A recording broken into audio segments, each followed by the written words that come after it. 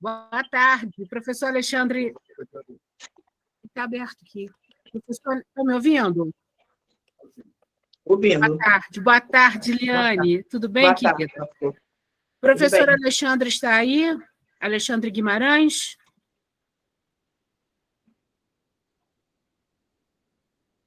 Professor Alexandre Guimarães confirmou a participação e ele é do Instituto Nacional de Propriedade Industrial e da disciplina de proteção ao conhecimento tradicional e direitos associados. Então, professora Liane de Luna é uma professora de dança. Vou pedir para ela se... Oi, Alexandre. Vou pedir para ela se apresentar. Ela tem que dar aula agora, então ela vai começar a palestra dela. O professor Alexandre já está aqui, Liane, depois a gente conversa com o professor Alexandre. Professora Liane, então, pode começar a sua explanação. Muito obrigada. Oi. Seus fãs estão todos aqui, ó, dando tchauzinho. Tchau, meu povo. Beijo, saudade. Breve ele vai estar presencial, né? Bom, eu sou Liane de Luna. Eu represento, no momento, a nossa União Cigana do Brasil. Eu sou artista, dançarina e comissária do Sindicato da Dança do Rio de Janeiro. Faço pesquisa em cima da cultura cigana e das danças populares internacionais. A proposta em si do nosso encontro de hoje, da minha participação de hoje, é falar dos ciganos no sentido principalmente das suas necessidades. E as suas necessidades, principalmente do que está latente a parte referente ao Estatuto. Uma da parte principal dele é o fato dos serviços sociais e da necessidade de uma visão um pouco mais sensível à parte cultural deles, a forma como as mulheres ciganas se dirigem aos postos de saúde, a forma como eles tentam ter o benefício disso, já que a maioria deles não tem documento e não tem documento de residência, é uma das coisas que mais dificulta. Alguns assentamentos onde ficam alguns acampamentos ciganos, algumas famílias ciganas, elas se deslocam com muita facilidade e que as leis se expandam para que a gente possa se beneficiar na parte da educação, para que eles possam se inscrever nas escolas mediante o momento que eles entram nas cidades, porque tem a lei do circo, que é a lei que o artista também se beneficia, que são os artistas itinerantes, que é quando a família chega, ela pode realmente agregar em qualquer escola, desde que haja vaga e tenha esse acolhimento da escola, e também o fato dos seus hábitos de vestimentas. O hábito de estar, porque os ciganos em si, ele não é motivado a ficar muito tempo na escola, exatamente porque eles caminham muito. Então, isso tem uma dificuldade muito grande. Com relação à parte da saúde, é o saneamento básico, mas eu até vejo que realmente é difícil isso, mediante a proximidade que eles têm de ter os seus locais próximos a rio, para que eles possam ter a água para o seu consumo próprio e a água para lavar roupa e fazer comida, que não é uma água que tem um tratamento. Então, normalmente, as crianças acabam adoecendo pela friagem, mulheres têm muitos problemas na barriga pela friagem também, e muitos idosos acabam tendo problemas com osso, com a parte óssea pela friagem da mesma forma. Ao extremo, a friagem e a parte do calor, isso é uma parte extremamente forte. O que hoje a gente tem, toda a dificuldade, é todo um preconceito da aproximação. Os ciganos ainda têm muita resistência disso, não vou negar isso, de se revelar, de se colocar como cigano, mediante aos preconceitos em si que ainda existe e que não foram tirados isso. Eu acredito que a modificação na educação, levando que o povo cigano é um povo de história, que não é um ladrão, que tirando essas lendas que ficaram dentro da história, que é desde criança, se forma adultos que ainda têm isso muito fortemente neles. Há pouco tempo eu estive em Joinville, como jurada de lá do maior festival de dança do mundo, né? São 12 de festival e eu fui jurada para internacional. Mas uma das coisas que mais me perguntavam era se realmente o cigano roubava criança. Se realmente os ciganos eles usam a sua leitura de mão, a sua leitura de carta como uma ferramenta para ludibriar as pessoas. E eu expliquei que essa parte da mística deles, do aprendizado de carta e leitura de mão, é um meio de sobrevivência. Quando não se tem como ganhar dinheiro fora de casa, já que elas não podem deixar os filhos sozinhos, elas têm um recurso humano para ganho. Então, elas leem uma mão, sim, elas jogam uma carta, sim, mas para trazer algum dinheiro para comprar o leite, em vez de ficar esmolando, que não é muito a característica dele. Ele troca, o cigano ele sempre troca por algo. O que eles têm como troca é levar uma palavra positiva, levar algum tipo de mensagem, que seja, que entenda como mística, mas é uma forma também de uma profissão. E isso é uma profissão como outra, que a gente acaba tendo a cartomancia, isso como ciência também. E aí vem todas as questões também das suas uso de ervas, de todo um conceito que é uma profissão, fora a parte artística, que é extremamente forte neles, a venda e a arte. Então, a maior parte dos ciganos que são muito falantes são ciganos que são ligados à parte da arte em si, porque eles têm o verbo, e a parte mesmo da venda. Isso é uma coisa muito, muito fortemente neles. Então, assim, uma das coisas principais seria essa estrutura ligada ao nosso estatuto, que são as questões da adaptação e atenção ao que é dado às crianças em todos os segmentos, já limpando essa questão desse preconceito que já existe dos ciganos na nossa história. E a nossa arte como representação mesmo, como dança internacional, mas como dança popular cigana, como arte cigana. Existe o folclore daquela região, mas existem os folclores das danças ciganas também em cada região. E aí isso é uma das coisas que, dentro da vista cigana, é muito fortemente. É o nosso reconhecimento como um todo, como pessoa, como artista, o respeito, né? E aí uma questão que a gente sempre está discutindo sobre isso. Eu sei que a Márcia falou de não ter uma abertura à palavra aqui, mas alguém quer me fazer alguma pergunta? Seu Alexandre, alguém? Porque eu estou tão curta hoje de tempo que a gente vai ter que marcar 3 dias para conversar, igual festa cigana. Começa na sexta e termina na segunda. Alguém quer perguntar alguma coisa? Ou fui rápida demais na minha colocação? Vocês me desculpem. Não? Boa tarde, Eliane. Boa tarde. Tudo bom? Tudo bem. Sou Alexandre, né? Estou aqui moderando a mesa, né? E a convite da professora Márcia Varíquio. Foi um prazer escutar a sua fala, né? E essa questão das singularidades é algo que é muito importante, né? Para os profissionais da saúde conseguirem, né, prestar um atendimento, né, personalizado para as pessoas, né, dentro da sua cosmovisão, né, do seu entendimento. Então, como você vê ainda essa questão aqui no Brasil, né, nas cidades, né, nos postos de saúde, né, e também nas áreas de interior, como que você enxerga hoje esse respeito às singularidades dentro dos serviços públicos de saúde e também privados? O que eu pude ver no Sul, ainda existe uma certa resistência, mas uma abertura pela arte, para trazer a parte da dança, talvez assim a gente consiga atender os jovens, né? Eles vêm de uma maneira mais suave, mais leve, mas eu vi também fortemente alguns preconceitos ainda na parte estrutural dos ciganos na sua história, por isso que eu falei o fato de tentar mudar isso na nossa criação dos jovens de hoje e mudando isso à frente. No Sul eu não pude ver, mas esse aqui a gente tem muita assistência particular em alguns acampamentos que tem lá, alguns assentamentos que a gente chama, mas eu não consegui pesquisar sobre a parte de saúde lá, mas aqui no Rio, uma das coisas principais era fazer os seus cadastros pela falta do seu documento de residência. Não existia uma resistência do posto de saúde, dos médicos. Não conseguia fazer a burocracia funcionar. Então, assim, tem alguns particulares que as mulheres ciganas elas preferem ser atendidas por doutoras e não os doutores, por uma questão mesmo familiar. Há uma necessidade.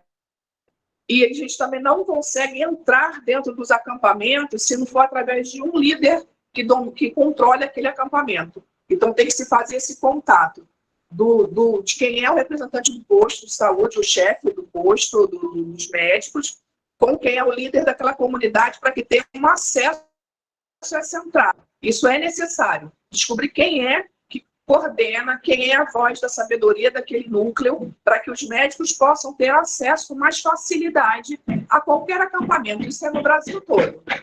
Isso é, aliás, quando eu fui à França, era no mundo todo da mesma forma. A gente tinha que chegar até alguém, normalmente quem lidera é um homem, mas ele vai falar com uma mulher para que essa mulher acompanhe essa equipe e faça essa entrada e esse cadastramento para que possa marcar as suas consultas e aí dar um segmento com mais confiança. Tem que se criar um elo de confiança. Isso aí é fato. Se mudar muito os médicos de atendimento, já começa a dar uma certa instabilidade na relação. Porque é uma relação para sempre. É assim, para muito tempo, para um segmento. Ele tem que confiar numa pessoa e se dirigir àquela. Se trocar muito, os ciganos começam a ficar muito instáveis. Eles não confiam nessa mudança que a gente acaba tendo nos postos, né? Acaba que as equipes mudam muito. E isso cria instabilidade no atendimento da parte de saúde. Teria que, talvez, neste caso, pensar um pouco, organizar diferente. Mas que eu acho que existe um movimento nosso, sim, nosso, que eu falo no sentido dos médicos, da social indo, mas precisa fazer essa linha de contato, para que possa ter um sucesso absoluto mesmo, ou que seja uma boa parte do sucesso desse investimento da área de saúde social. Uhum. Entendi. Uma outra questão, Liane, também relacionada à área da saúde, é que esses grupos que normalmente não se fixam, né, num determinado lugar, né, vivem em acampamentos, né? Hoje existem tecnologias muito baratas, por exemplo, fossa de bananeira, né, que você pode, com um sistema muito simples, direcionar o esgoto, conseguir um tratamento muito efetivo, sem contaminação dos corpos d'água, né? E para áreas rurais, né? Então, eu tenho um trabalho na região do Baixo São Francisco, né? E lá de mais de 40 municípios daquela pequena região, só um tem tratamento integral do esgoto, né? Os outros não têm. O grupo, né, de pesquisa está trabalhando junto com os municípios para poder disseminar essas práticas, né, e com grande sucesso. Na pesquisa que você fez no Sul, existe algum trabalho dessa natureza com os grupos ciganos? Não, eu vou retornar lá para fazer essa pesquisa pela parte cigana em si. Como eu falei, eu fui para um trabalho ligado à arte, como jurada artística, né? Uhum. E aonde o Festival de Joinville tem o interesse de trazer a cultura cigana para esse festival, para exatamente tirar esse preconceito com relação a essa dança. Já que no Rio de Janeiro existe a sindicalização, existe a nossa formalização de artista dançarina cigana, aqui de arte cigana, para que comece a mudar dentro das próprias escolas de dança como uma grande arte. E aí é um movimento que o festival acontece, como ele levou outras danças também, do charme, do passinho, que são outras danças ligadas a outras culturas, para lá, para que popularizasse mais, como assim, o balé. Mas eu não consegui, eu estava totalmente envolvida no projeto, eu fiquei plenamente pela parte artística. Então, eu posso verificar com relação às meninas que estão lá, a verificar isso e depois levar esse material para vocês, sem problema algum. E aí eu acho, em si, muito interessante essa proposta e a ideia é como é que vai funcionar isso na aplicação, né? Na implementação disso dentro do acampamento. Normalmente, vocês que vão fazer isso, essa colocação desse trabalho? Então, na expedição, né, que eu participo lá no Baixo São Francisco, a universidade desenvolveu os projetos, né, ensinando como fazer, né, e aí,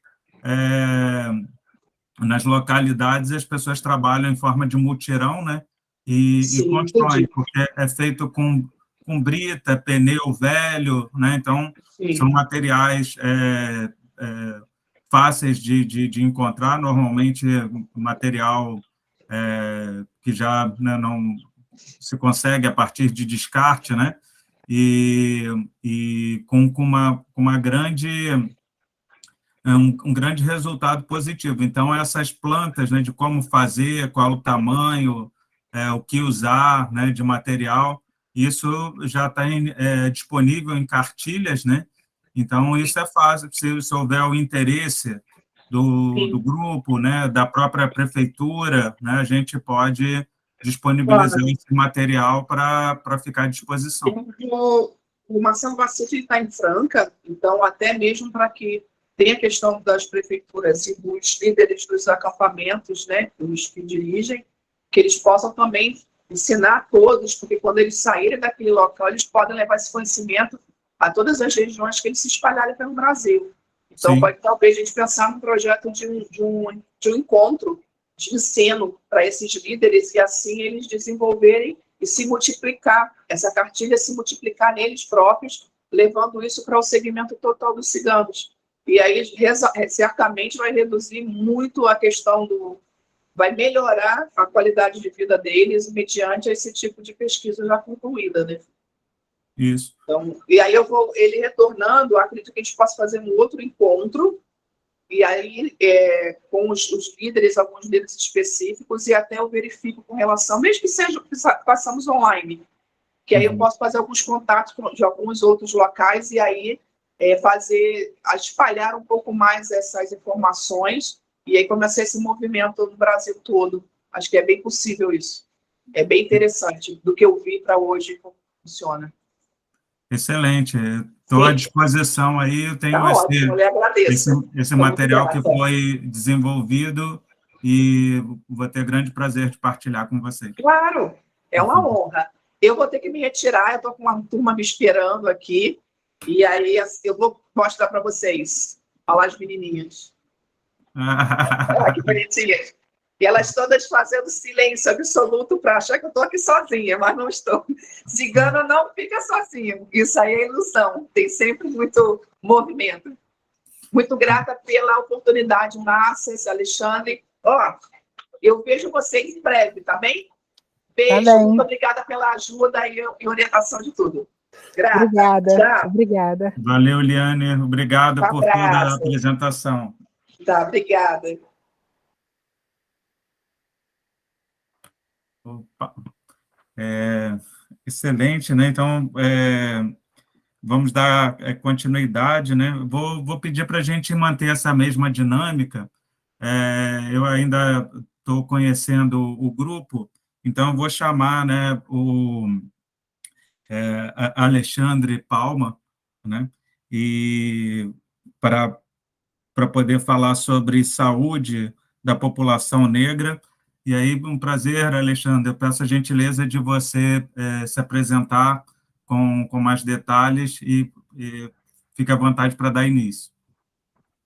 Olá, tudo bom? Uma boa tarde, uma alegria estar aqui nesse importante evento, aqui no dia 20 de agosto, que é o evento devolutivo, clínico, científico e cultural aos homeopatas, 7ª Enfermaria de Homeopatia, Hospital Geral da Santa Casa, e um convite aí muito bacana da professora Márcia. E vai ser bom, mesmo que brevemente, compartilhar um pouco, conhecendo aqui os integrantes, e o professor Alexandre também, professor Alexandre Guimarães. Então, como o nosso tempo é breve, eu acho que o que está valendo mais aqui é a troca. Eu vou, se vocês concordarem, iniciar aqui a nossa comunicação, tudo bem? Então, vamos lá. Lei da semelhança, diversidade, sustentabilidade, bioética. É o painel aqui hoje. E tem esse recorte atravessando diversidade, cooperação intercultural, interétnica e intersetorial. E o tema que nos mobiliza, saúde da população negra. Eu vou trazer uma perspectiva para esse tema, que é uma perspectiva cultural. Eu atuo na Escola de Belas Artes, no curso de licenciatura em Artes Plásticas. Sou professor há 15 anos, lá no Fundão, E eu estou mais ambientado com pesquisas que se relacionem às artes visuais e, recentemente, com a questão negra, especialmente a questão mais acadêmica. Então, o que eu vou procurar compartilhar hoje se relaciona com uma pesquisa que eu desenvolvi entre 2014 e 2015, junto à Biblioteca Nacional. Fui pesquisador, fui bolsista da Biblioteca Nacional, no primeiro edital de realizadores negros do Ministério da Cultura. Isso foi entre 2014 e 2015. Então, a gente construiu um perfil sobre um artista negro de fim do século XIX, um artista plástico chamado Antônio Rafael Pinto Bandeira. Eu vou trazer um breve contexto sobre a inserção desse artista negro na sociedade daquela época e trazer algumas questões que estão certamente relacionadas a esse painel de hoje em relação à saúde da população negra. Tudo bem assim, gente? Eu acho que é importante fazer esse preâmbulo para que a gente possa ter um recorte, certo? E a contribuição seja de alguma maneira significativa para vocês. Antes de mais nada, eu vejo que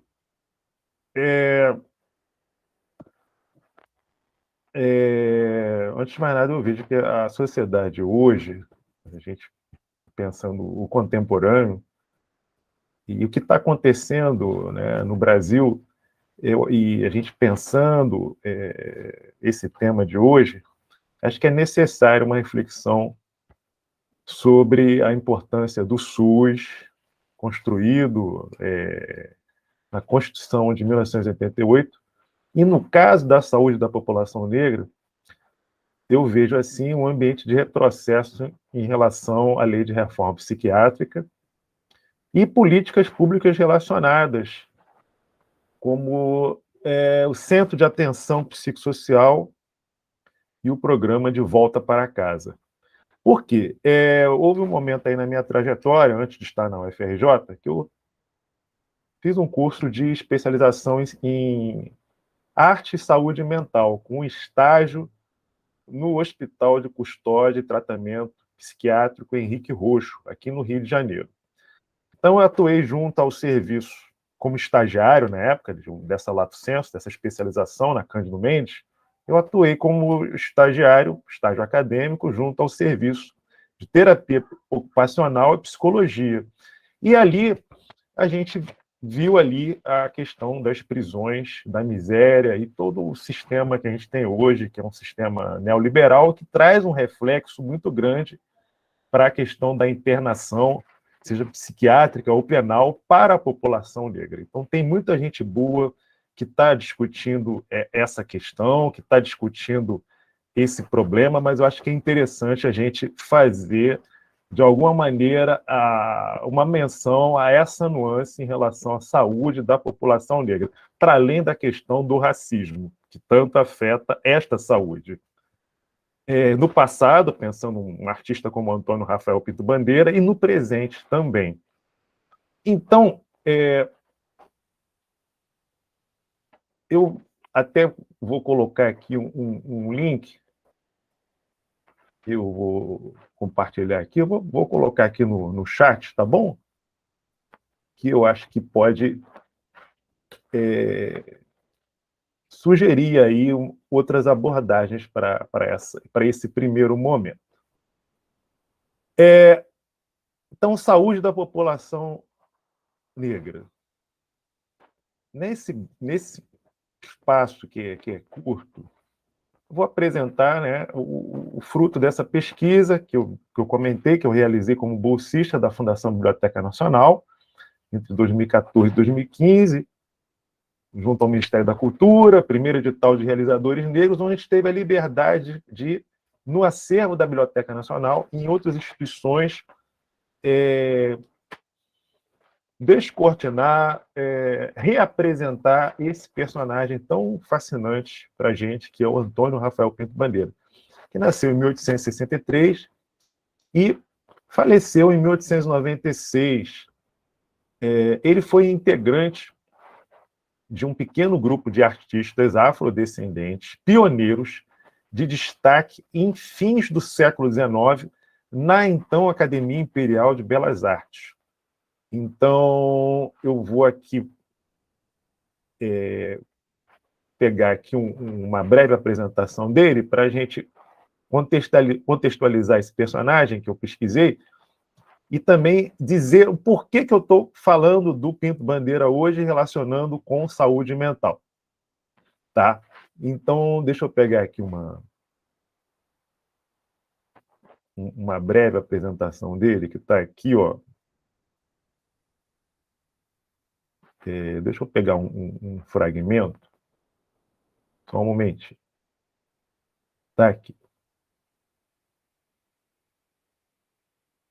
Antônio Rafael Pinto Bandeira, segundo o perfil da publicação organizada pelo Emanuel Araújo, no Ministério da Cultura, em 2001.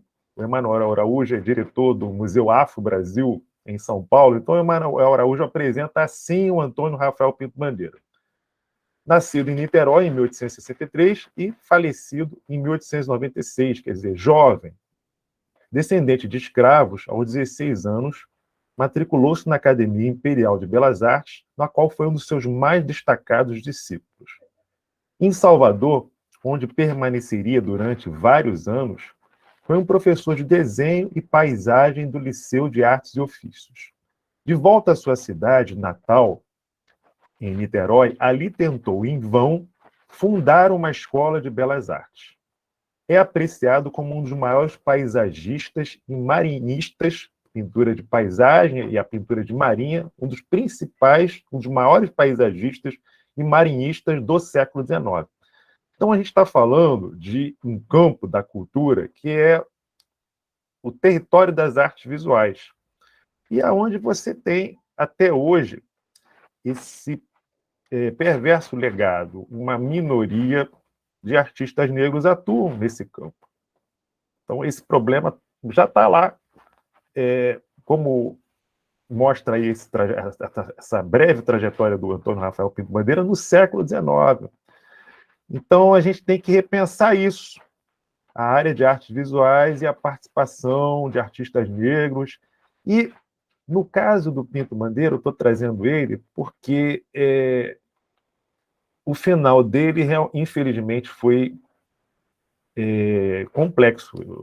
Eu costumo apresentar esse trabalho que eu realizei na Biblioteca Nacional em alguns eventos, congressos, e eu não costumo destacar muito o final da trajetória dele. Eu acho que ele cabe mais nesse tema de hoje, que é a saúde da população negra, pelo seguinte aspecto.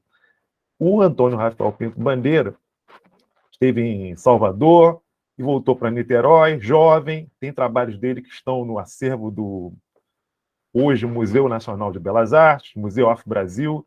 Quem mora em Niterói já deve ter ouvido falar do Museu Antônio Parreiras. Lá no Museu Antônio Parreiras existe a maior parte dos trabalhos desse artista, o Pinto Bandeira, e eu estou trazendo ele pelo seguinte, né, pensando na saúde da população negra e a questão da saúde mental.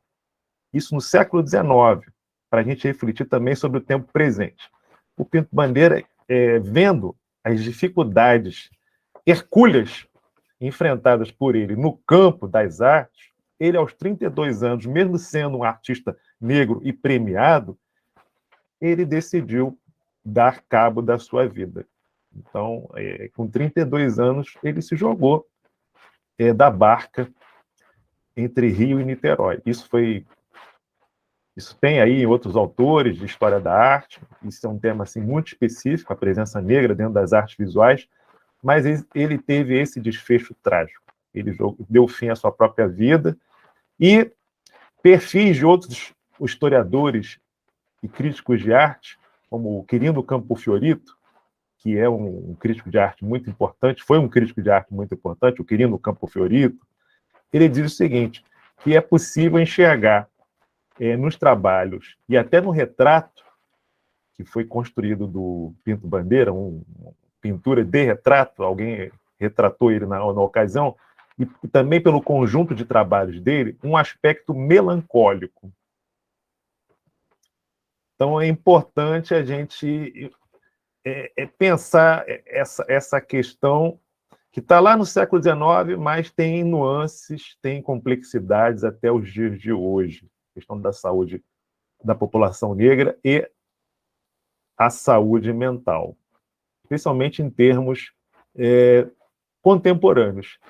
Nosso tempo é curto, então eu vou colocar aqui um link de uma apresentação que eu realizei sobre o Pinto Bandeira, um link aqui no YouTube, no 11º seminário do Museu Dom João VI, em 2020. Vai aqui, tá? Para quem quiser ver depois com mais calma, os colegas, os participantes de hoje, tá bom?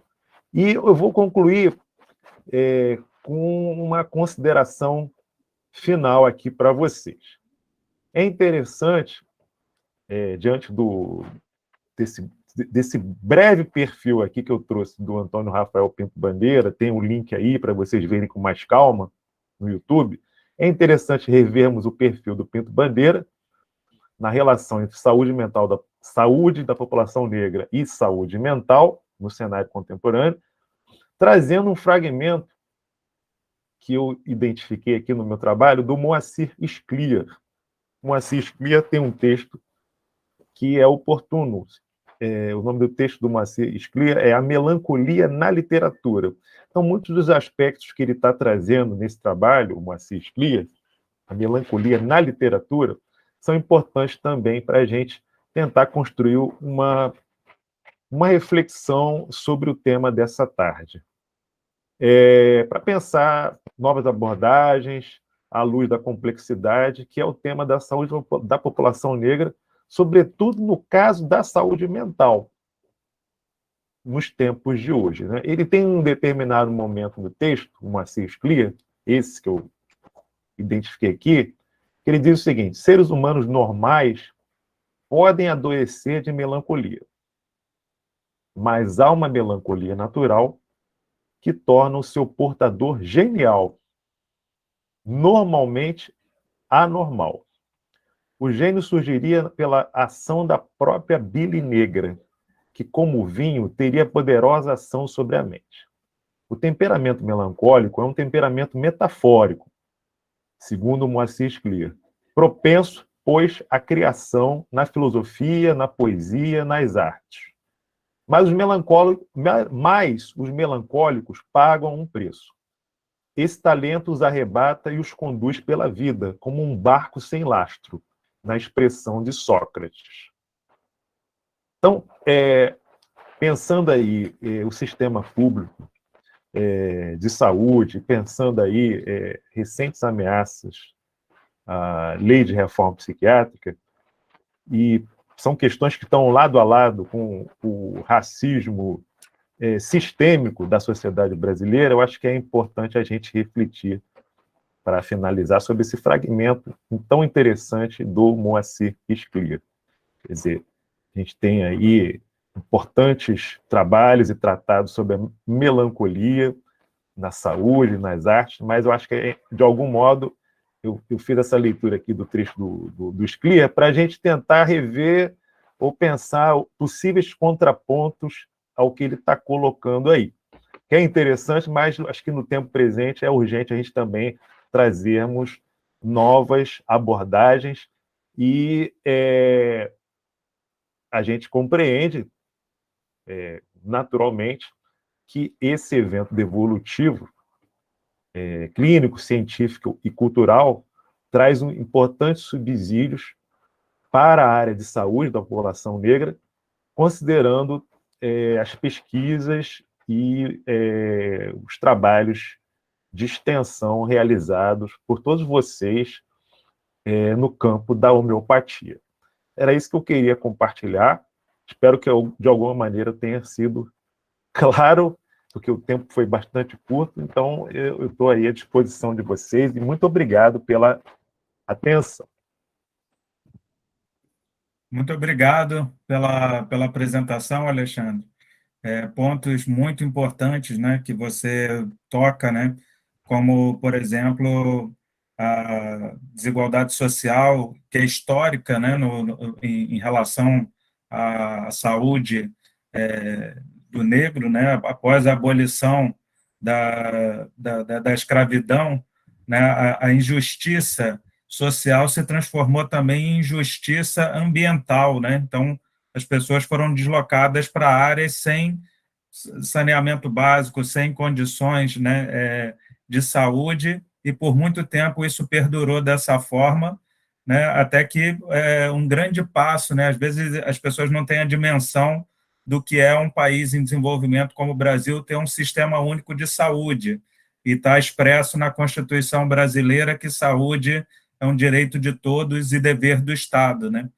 E ainda mais importante numa sociedade que a gente observa que a cada ano a gente tem maior concentração de renda, né? Então, o 1% mais rico se torna mais rico, né? E as pessoas, né, de menor renda são alijadas cada vez mais do acesso aos serviços de saúde, alimentação, que está tudo dentro do conceito amplo de saúde, né? Então, eu acho que esse ponto que você toca é fundamental, né, dessa defesa do SUS como um guardião desse princípio de igualdade, né, de que saúde é direito de todos, que é tão especial, né, para a saúde da população negra, porque historicamente ficaram alijados, né, muitas vezes, desse acesso à saúde, né? Então, durante décadas, né, do século XIX, né, tem estudos sobre isso, a expectativa de vida da população negra era menor do que dos brancos, né, justamente por conta dessa, né, ser colocado ao lado, né, nessa questão do acesso à saúde. Então, hoje temos uma ferramenta, e uma ferramenta permanentemente ameaçada, né, que é o SUS.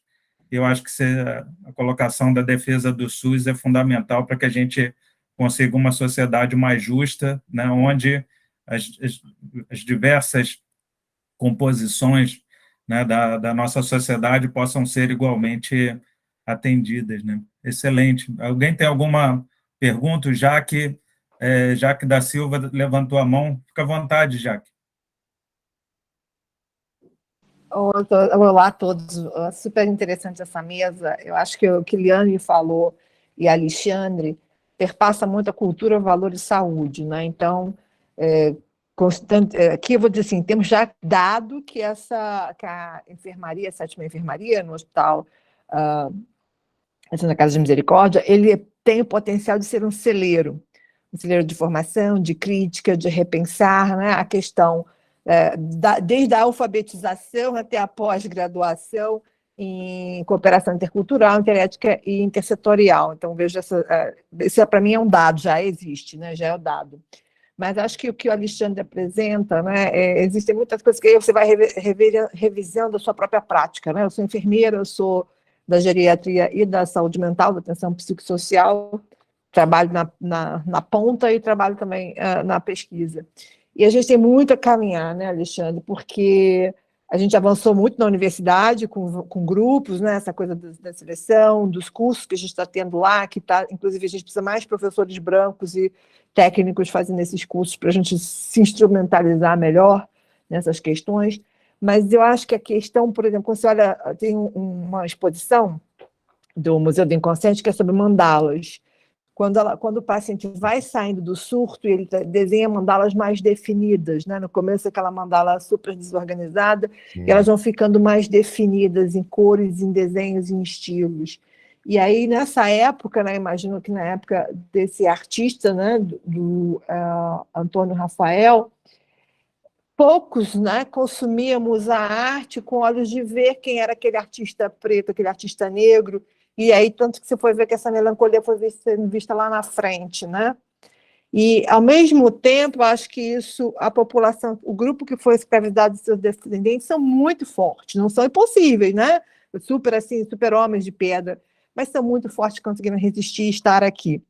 Ao mesmo tempo, eu falo para você de uma experiência pessoal, que quando eu chego com pessoas da família que são pretas, e tem uma pessoa preta do outro lado do balcão ou no consultório, alguma coisa, nós somos tratados melhores do que os outros, se fôssemos todos brancos. Porque existe aquela coisa, peraí, esse aqui é um dos nossos que está aqui, de repente essa pessoa tem um aval, alguma coisa assim. Isso eu acho que foi um mecanismo que precisou ser desenvolvido, né, e perpassa pela cultura, e cabe a nós, profissionais de saúde, desenvolvermos essa sensibilidade, né, Alexandre? Porque eu acho que a arte está trazendo muito aí no que você traz para a gente, né? Essa alfabetização que a gente precisa ter no cuidado com o outro, que é parecida, diferente, tem uma possibilidade enorme de caminhos aí, mas que é pessoa, né? E a gente precisa ter essa sensibilidade, da mesma forma que eu acho também que precisamos dessas políticas públicas e nos alfabetizarmos na política pública. Por exemplo, quando a Liana falou, né, antecedeu a você, sobre o grupo cigano que fica em um lugar que tem a água corrente, por exemplo. Eu observo que tem um grupo cigano que sempre acampa, vários grupos ciganos que acampam no mesmo lugar, que é um determinado viaduto que tem uma nascente ali perto, que é perto da rodoviária de Petrópolis. Então, será que a gente, enquanto cidade, não pode proporcionar condições para que essas pessoas acampem com o mínimo de dignidade dentro dos seus preceitos culturais? O que a gente aprendeu, né, com o povo que veio para o Brasil contra a vontade, mas uma vez estando aqui, nos fez crescer tanto como pessoas, como país, né? Então, acho que hoje a gente tem que refinar muito esse olhar no cuidado, e a arte, eu acho que você trouxe lindamente essa questão da melancolia, viu, e a saúde mental. A gente teve na frente Estamira, que é coordenada pelo Pedro Gabriel, um dia foi sobre a questão da saúde mental do povo preto. Mas acho que a gente precisa ter mais 3 ou 4, sabe? Mais rodas de conversa para a gente amadurecer. Super obrigada, só queria fazer esse comentário, não poderia deixar de fazer, da importância da arte em trazer essa coisa do diagnóstico, da percepção, da sensibilidade. Obrigada e parabéns pelo trabalho. Obrigado. Eu só queria complementar o seguinte, que em uma ocasião que eu apresentei um evento de história da arte, né? O Pinto Bandeira é um artista assim do final do século XIX, está dentro do neoclassicismo, paisagem Maria, dentro da Academia Imperial de Belas Artes, que era um ambiente de ensino muito fechado. Então ele transpôs essa barreira. Aí eu apresentei assim dentro de um evento de história da arte essa comunicação, que eu coloquei o link aí. E aí quando eu fui nessa passagem da comunicação do Moacir Clear, aí eu fui interpelado. Olha só, um dos comentadores colocou assim, vamos refletir um pouco, porque você está relacionando melancolia e genialidade a partir do Moacir Clear, e não é bem por aí, se a gente for pensar o cenário de exclusão da população negra e os dilemas que são trazidos dentro de um cenário mais complexo de saúde mental. Então, essa relação que um dos comentadores trouxe num evento de história da arte é que me fez dialogar e me aproximar um pouco da professora Márcia e a gente pensar essa contribuição aqui para o evento de hoje. Quer dizer, um personagem que tem um perfil que é interessante dentro da história da arte, mas que traz essa discussão que tem ali no século XIX, como o professor Alexandre colocou, um momento de grande importância, pensando no final do século XIX, e esses desdobramentos que a gente tem aí no tempo presente. Claro que a gente tem que considerar avanços que são importantes nesse tema. Eu tendo participado de um edital de pesquisadores negros da Biblioteca Nacional em 2014 e 2015, mostra um avanço, mas a gente também tem aí dilemas importantes para serem repensados e também mudados em termos de políticas públicas, como a Jaque colocou, né? É interessante a gente estar cada vez mais promovendo rodas de conversa e ações sobre esse tema. Muito bem, professor Alexandre. Muito obrigado pela sua apresentação e vou dar continuidade e convidar o chefe do Itiró Tucano, né, que eu já tive o prazer de conhecer, ele foi muito gentil em 2019 ou 2020, esteve com a gente no INPI, na disciplina de Conhecimentos Tradicionais e Direitos Associados. O senhor lembra? Lá no centro da cidade, estivemos juntos. Então, abri aqui a fala para o senhor, fica à vontade e estamos lhe escutando. Tá bom, muito boa tarde a todos. Muito prazer hoje de estar aqui com vocês, aqui da pessoal dos profissionais da área de saúde da Santa Casa de Misericórdia e outras pessoas que estão nos assistindo. Aqui quem vos fala é o Carlos Doitiró Tucano, cacique Tucano. Eu sou neto, bisneto dos grandes líderes e benzedores de pajés Tucano, dos patriarcas. Então, eu agradeço muito a vocês essa oportunidade, em nome dos povos indígenas da Amazônia e do Brasil, de estar dirigindo a vocês a nossa cultura, a nossa sabedoria milenar.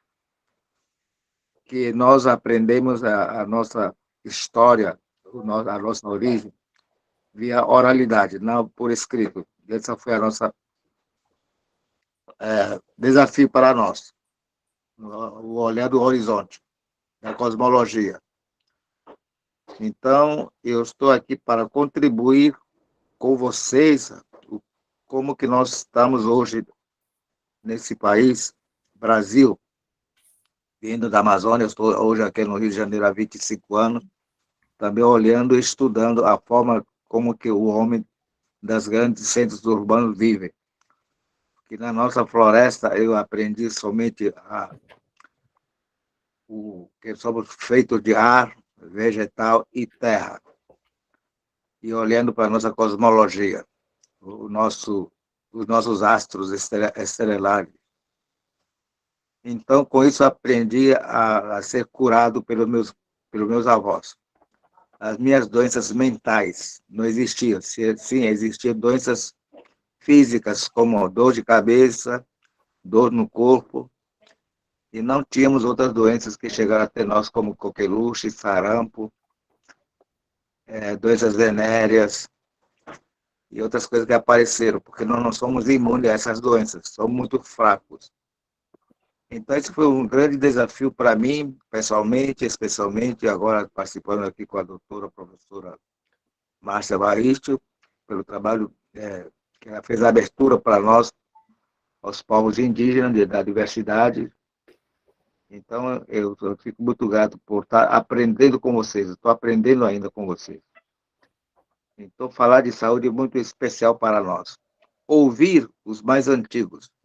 Como é que eu posso curar a minha doença através da minha boca, através dos meus ouvidos, através do meu nariz, através da minha cabeça, para afastar os males, dos espíritos maus que nós chamamos. Que quando o nosso espírito benigno abandona a gente fica vulnerável, ficamos fracos. Então, nossos sábios, pajés, líderes espirituais, eles benzem a gente através da água para beber e da fumaça do tabaco para inalar aqui nos ouvidos, ou nos ouvidos aqui, onde nós afastamos para que o nosso espírito seja fortificado, fortalecido, para a gente enfrentar a nossa selva, as nossas florestas. Assim eu aprendi a respeitar a floresta e utilizar os meios que a selva nos oferece, como as raízes, as cascas, as suas folhas, as suas sementes, os vegetais que provém dos animais, para a gente curar, para estar bem. Então, isso aí é a nossa espiritualidade que a gente convive. E hoje estamos aprendendo com vocês também a ter médicos indígenas na nossa região do município de São Gabriel da Cachoeira, que através do Distrito Sanitário de Saúde Indígena, de SEI, do CASAI, Casa Administrativa de Saúde Indígena. Então, estamos aprendendo a ter nossos médicos profissionais, termos nossos enfermeiros, aprender a ter remédio das grandes cidades. Essa é a minha missão que eu vim cumprir aqui na grande cidade do Rio de Janeiro, e hoje, através da doutora Márcia, que eu agradeço, eu sempre tenho contato com a Amazônia. Hoje, a tecnologia nos oferece essa facilidade de comunicação. E hoje tive que fazer um grande esforço para poder aprender a falar na língua de vocês. Hoje eu estou falando sem interlocutor, eu estou falando sem tradutor, eu estou falando diretamente a você. Eu entendo a fala que vocês estão dirigem a nós também. Então, isso foi um desafio muito grande para nós hoje. Hoje discutimos a saúde das nossas regiões como profissionais, como pais, como mestres nossos para futuras gerações. Essa participação aqui com a Santa Casa de Misericórdia é muito importante para mim, para que eu possa levar este conhecimento à minha reserva, à minha floresta, à minha aldeia, para os demais que estão lá querendo saber como que é curado as doenças. Isso é importantíssimo. Então, eu fico grato por isso, de estar passando e sendo contemplado, de falar com vocês em português. Se eu falasse da minha língua, vocês não entenderiam. Passaríamos o dia todo querendo entender. Então, isso é para mim uma gratidão de ter aprendido hoje como se utilizamos a nossa homeopatia nas florestas. É a primeira coisa que nós aprendemos. Como que nós se curamos com as picadas de cobras venenosas, dos insetos, como é que nós curamos? Através da nossa força da mente, através da nossa força da nossa fala. Então, isso que eu aprendi com meus avós, sentando no meu banquinho de madeira, não numa cadeira dentro de uma sala de aula, mas sim na beira do fogo, ou no pátio da minha aldeia, olhando para as estrelas e ouvindo a origem da nossa humanidade, a futura criação da humanidade, na visão dos tucanos e dos dessanos, como é que nós surgimos nesse universo, através do nosso avô do universo. Então, é isso que eu trago para vocês sentirem, entenderem como é o nosso universo dos povos originários, povos indígenas, da Serra e Epamaçá. Então, essa para mim é uma gratificação muito grande, e eu tenho tido essa contemplação de estar mantendo contato diretamente hoje com a minha aldeia, e aqui através também das grandes universidades públicas e privadas, com qual eu sempre tenho o prazer de estar conversando, trocando ideias, a troca de saber, a troca de conhecimento. Então, eu fico muito grato com vocês e aprendendo mais com vocês. E estou lutando para que haja, aqui no Rio de Janeiro, casa de saúde indígena. Nós não temos. Então, nós temos aqui muito escasso para atender os povos indígenas na cidade do Rio de Janeiro. Nós temos a Casa do Índio, na Ilha do Governador, aqui na cidade do Rio de Janeiro, que atende os doentes excepcionais, doenças mentais. Desde a sua criação, a Casa do Índio atendeu mais de 600 pacientes com problemas mentais. Então, nós estamos precisando, hoje eu estou lutando para que haja uma ajuda grande para a Casa do Índio aqui no Rio de Janeiro, porque falta. Os polos de saúde ficam em Curitiba ou em São Paulo, e no Rio de Janeiro falta. E há essa necessidade para os povos indígenas, para que tenha essa assistência diferenciada, porque o indígena precisa também participar dessa evolução, desse progresso, que é como é dito. Então, isso é necessário para os povos indígenas. Educar como que se vive numa grande cidade. Para poder chegar até a cidade do Rio de Janeiro, eu tive que me adequar o meu conhecimento, a minha visão ampla, não vendo somente aqui embaixo da minha sombra, mas lá, mais adiante. Então, com essa visão que eu venho discutindo, debatendo com as instituições governamentais, como a Secretaria de Saúde do Estado, como a Fiocruz e outras instituições profissionais de saúde. Então, precisamos desse espaço. Agradeço a doutora Márcia por essa oportunidade de a gente estar se manifestando como é que fazem as prioridades, as necessidades dos povos indígenas.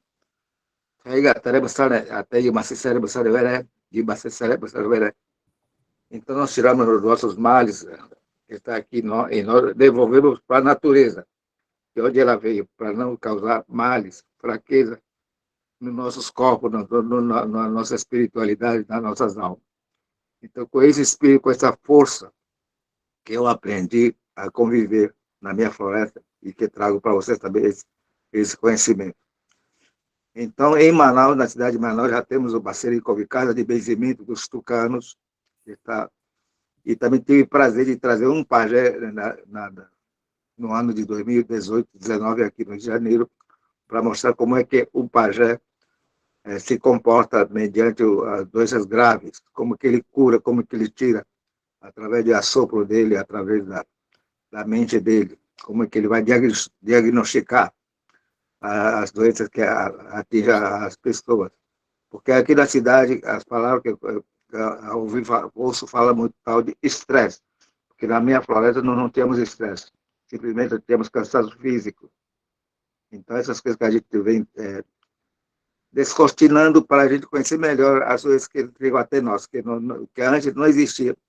E hoje precisamos de profissionais como vocês para nos auxiliarem também. Isso eu fico muito grato, doutora Márcia, professor Alexandre.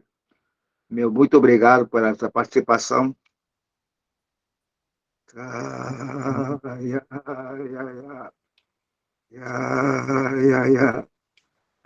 caballo no mando pi no manhari, tupi no manhari, yari no manhari no man, tupi no manhari no manhari no man, e no marie,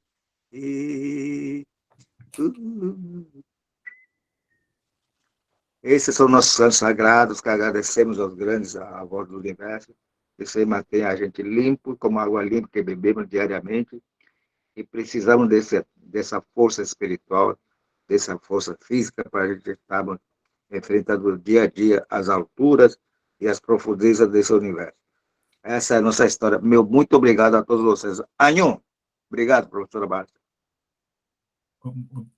Obrigado pela oportunidade. Nós que agradecemos, cacique do Tioró Tucano, pelas palavras, né? E o senhor estava falando, e eu estava refletindo, né? De como o processo colonial, né, deixou cicatrizes profundas, né, na nossa sociedade, porque, como o professor Alexandre estava falando antes também da questão histórica, né? A gente viveu tempos que aos negros era negado até a alma, né? Porque os negros no Brasil eram considerados que não tinham alma, que dirá medicina, né? Então, a medicina sempre foi, no Brasil, algo das elites, né? Então, outros povos que sofreram colonização também, como a China, como a Índia, conseguiram se sair melhor do que nós nesse processo, porque eles conseguiram preservar as suas medicinas tradicionais, né? E, mais do que isso, integrá-las no sistema oficial de saúde. E aqui a gente, durante muito tempo, não teve essa mesma sorte, né? Então, eram negados aos povos indígenas, né? Aos povos de origem africana, a sua medicina, né, entendida como charlatanismo, né, e só valia a medicina do branco, né? Então, enquanto, por exemplo, na Índia existe, dentro do Ministério da Saúde, um ministério para tratar da medicina tradicional, né, do sistema Ayurveda, né, do sistema Unani, aqui no Brasil, agora que a gente está começando a ter, né, essa capilaridade, essa conexão. Eu acho que, professora Márcia, você foi muito feliz, né, em trazer essa articulação, porque é raro nos cursos de medicina, né, e até eu não sou médico, eu sou biólogo, mas trabalho há muito tempo com questão de plantas medicinais, inovação, na área de biotecnologia, de saúde, envolvendo fitoterápicos, né? E quando a gente conversa com os médicos, normalmente, tudo que vem de plantas medicinais, fitoterápicos, podem ser até fitoterápicos validados, né? E colocados na farmácia com todas as certificações da Agência Nacional de Vigilância Sanitária, muitas vezes se encontra uma resistência, não, isso não é tão bom, né? Ou é algo em segundo plano, e para mudar isso, né? E para poder ter essa valorização da cultura, né? Das matrizes que nos compõem, né? É preciso conhecer, né? É preciso estar aberto para interagir.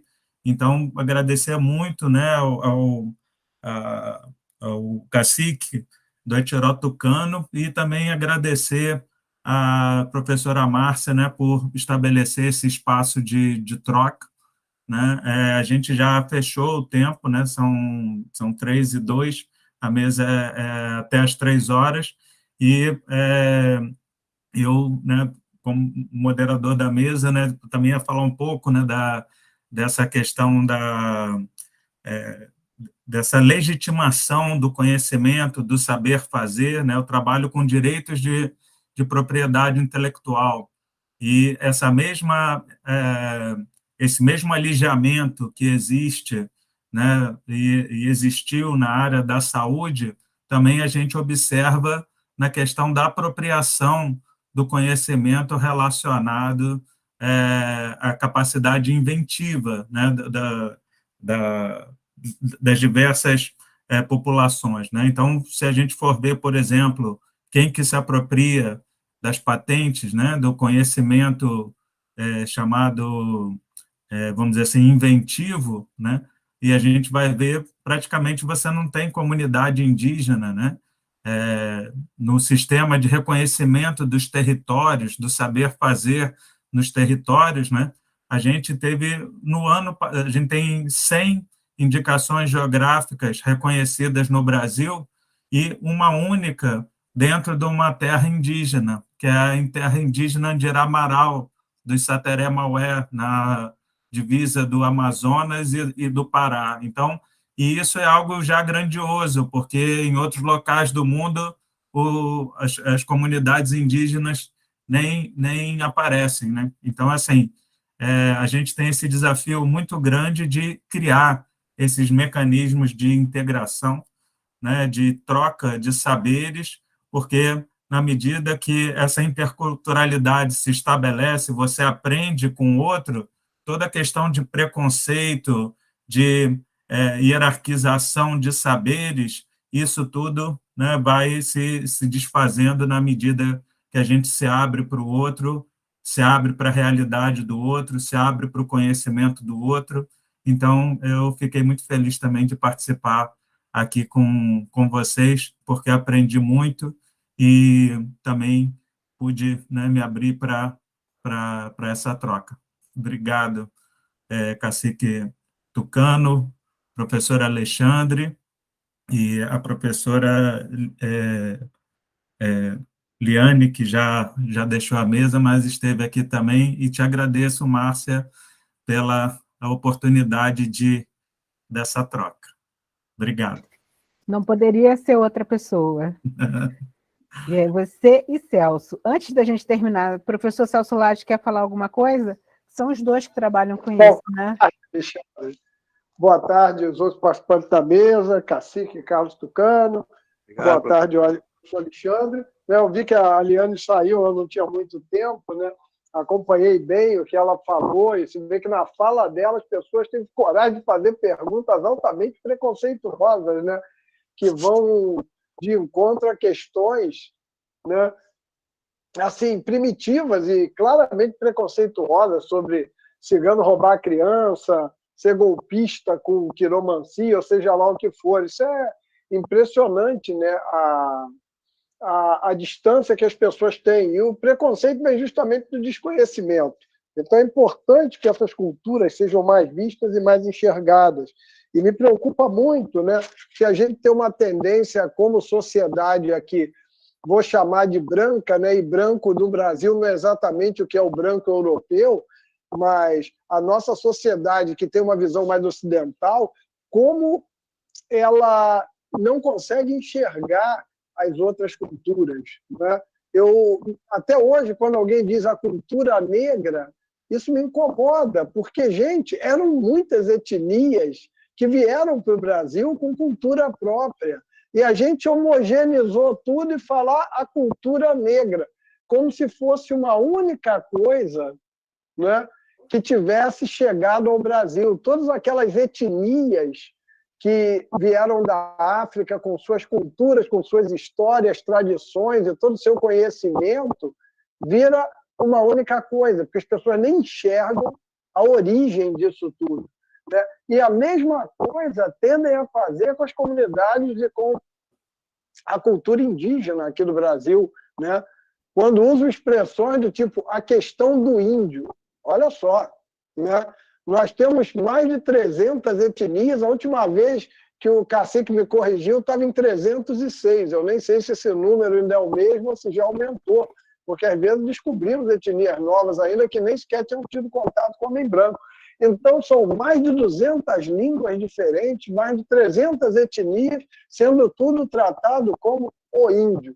Então, a nossa sociedade passa tudo no liquidificador e destrói essas culturas. E quem perde com isso somos todos nós, não só as culturas originais, como nós que perdemos todo o acesso e todo aquele conhecimento que é destruído. Isso é pior do que o incêndio na biblioteca de Alexandria, ou toda uma destruição que houve, mesmo a revolução cultural na China, né, de Mao Zedong, tudo isso. Então, se a gente for olhar, a destruição dessas culturas é uma perda irreversível, né, e incalculável. Então, gente, é importante manter essas culturas vivas, é importante reconhecer o valor que elas têm e o quanto nós também perdemos quando essas culturas se perdem. Márcio, obrigado, não vou tomar mais tempo não, que eu também não quero atrasar.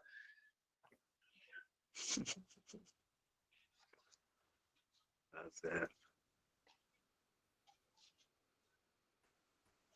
Ok. Bom, então, só tenho a agradecer a vocês e lembrar que nós temos o Café Intercultural online. Ele acompanha o Café Filosófico Quântico da Unifase. O Café Filosófico Quântico da Unifase é uma vez por mês, normalmente na terceira sexta-feira, de 6 às 7. E o Café Intercultural também é online, e é para a gente aprofundar todas essas discussões. Nós já tivemos algumas e vocês serão convidados, e tomara que possam participar, para a gente levar 40 minutos, 60 minutos, conversando, discutindo, trocando.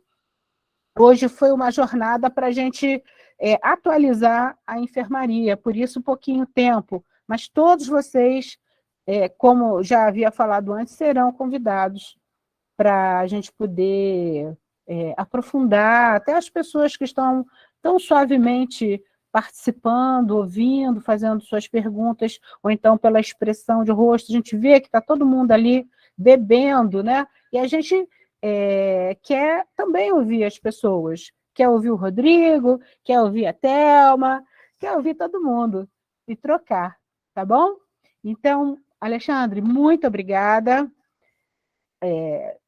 Estou começando pelo Alexandre Palma, professor indígena, chefe do Itiró Tucano, e a Liane, que já se retirou. Nós colocamos aqui ao lado no chat, nós estamos agora ainda como devolutiva do estágio pós-doutoral no INPI, agora com os povos, então tem um curso onde ela vai falar da medicina cigana, que eles chamam de magia cigana, com os elementos dela, e eu estou trazendo a visão ocidental daquilo que a gente chama de etnomedicina.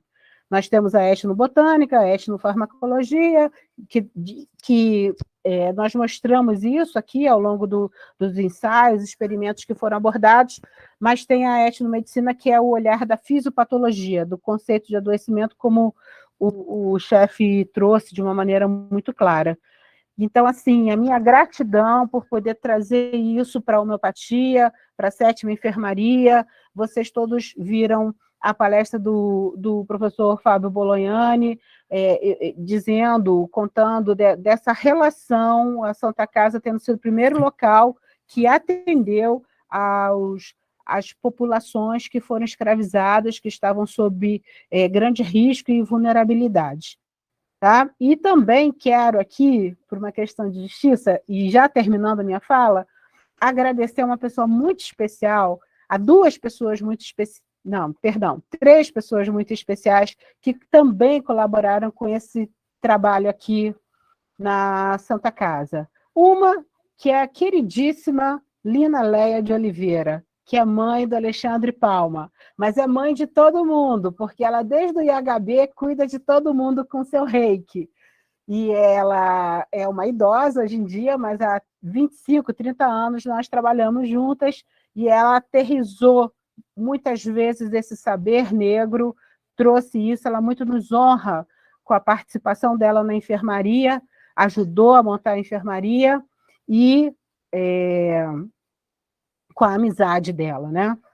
E Kakumi Vasic, que também iniciou esse trabalho conosco já há anos atrás, como presidente da União Cigana do Brasil, um dos ciganos mais amados da América Latina, uma pessoa com uma trajetória de cidadania e muita solidariedade.